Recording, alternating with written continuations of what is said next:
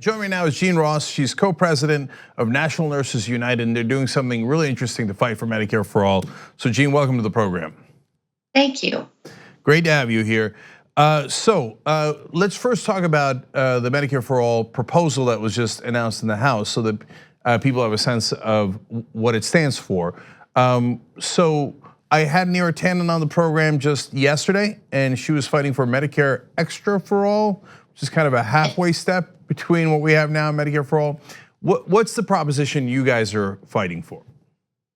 Well, we're fighting for the real Medicare for all.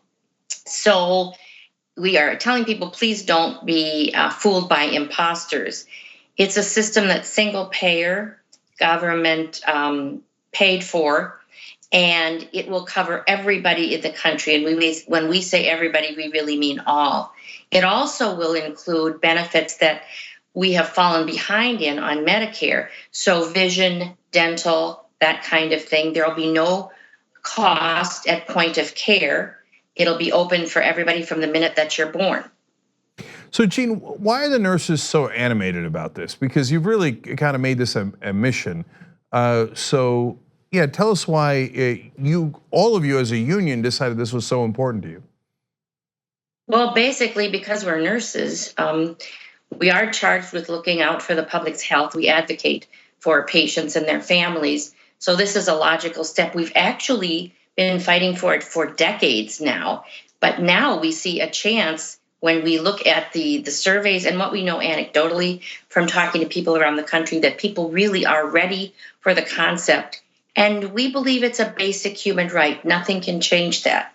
I've been a nurse for over 40 years. I've seen how the hospital and system and the drug companies try to squeeze every last dime out of the system that they can. And we're left with the point that they're at now, which is the only way to save more money for them.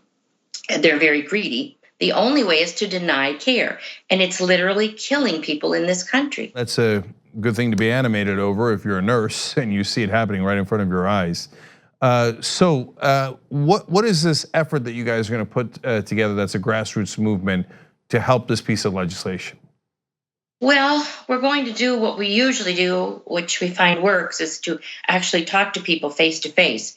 So to that end, we are going door to door. We're doing phone banking. It's amazing to me how many people really, really want to help, both to get educated, to educate other people, so that you can speak on the topic and know what you're talking about and get other people involved. Not everyone belongs to a union. So we're having these open houses, our barnstorm events, we call them, so that people can get educated and they're very excited about it. And so what do you guys mean by barnstorming? Go everywhere. Keep going until everybody understands. Normally, for example, if we would be protesting, you would take it to the streets, so to speak. And we're not above doing that, of course, demonstrations. But right now, it's an effort to really educate and get people involved because most people do want to do something. They think it's that important. And what are they doing? Are they calling their congressman? What are they doing? They are, but I think the bigger effort is to talk to their neighbors and friends and get the word out and say, this is the Medicare for all that you want. It's the bill that Pramila Jayapal just put forward. And don't be fooled by imposters, what we call Medicare Light or Medicare-like. This is what we need. It's very comprehensive. And I think all other Medicare bills that might come forward have to be the same. And I don't think there will be one just like it. Yeah, my favorite is some are calling some of those other bills Medicare for some. Exactly. Yeah, that doesn't poll as well, I imagine. Actually, I do want to talk about those other bills because a lot of the mainstream media say, well, it's the same thing, right? I mean, you've got a Medicare buy-in that Sherrod Brown might be in favor. No, Sherrod Brown, I think, wants to lower it to 55. So, okay, but right. Not to 45 or 54, just to 55. Then there's the Medicare buy-in, and then there's the Medicare Extra program from Center for American Progress, which would eventually kind of get to Medicare for all about 30, 40 years from now. So that you could explain it to the folks in the rest of the media who don't understand, why are you guys opposed to that? Because they view it as if not the same, very, very similar. We've had all kinds of incremental change in this country. If there were a better way to do this rather than single payer, other countries would have figured it out before we did because we've been so opposed to it. If you do a buy-in, if you do just simply lowering the age, we always think we're going to get there eventually. That's what the ACA was supposed to do. The only way to do it is to get the insurance companies out. And we do need to do this, and we have plans for what people working in those positions will do instead of what they're doing now. So Jean, they're trying to create panic by saying, but you lose your private insurance under Medicare for all, and Americans generally like their private insurance. How do you respond to that? I honestly haven't met anyone yet that has a so-called Cadillac plan that really likes their insurance, loves their insurance. I live in Minnesota myself. And as far as being able to choose my doctor, I haven't been able to truly choose a doctor in years because you go where your insurance company says you will go. In this plan, Medicare for All, new and improved, you will be able to see the doctor you want, the nurse practitioner you want. You will be able to go where you want, regardless of someone telling you it's not in network.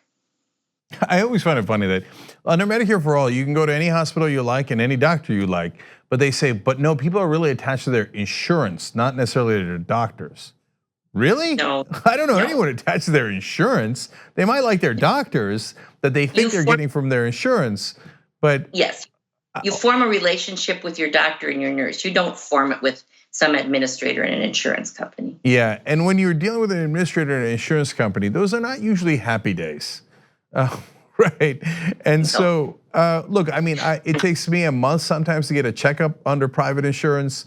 Since I couldn't choose my doctor, they kept switching different residents at UCLA that would treat me, and I didn't have a choice. So under private insurance, I couldn't choose my doctor. No, so many private insurances, they tell you are covered, but truthfully, you're not because you can't afford to use it. The premiums, the deductibles, and cost at point of care, I don't think we can overemphasize how difficult that is, depending on your circumstances. To say to yourself, oh my goodness, I feel really bad today, I ought to go in. But that's another $25 or another $50 or even $75. You're not going to go. So it's not just the uninsured, it's the underinsured, those who can't afford to use what they've got. Yeah, and the idea that people like deductibles is hilarious. I've never met an actual individual that likes deductibles. And so all this is in defense of the current industry is quite preposterous.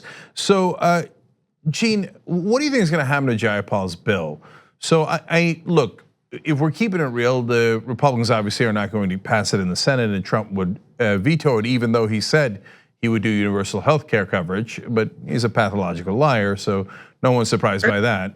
Okay, so, but the Democrats do control the House. Do you think they're gonna vote on Jayapal's bill? I don't know. What we're doing on our end here is to get the groundswell building, always building. Because eventually, that's the only thing in this country that's ever worked, is when the people really insist on it. And we will get there. And if not tomorrow, 2020 is coming up.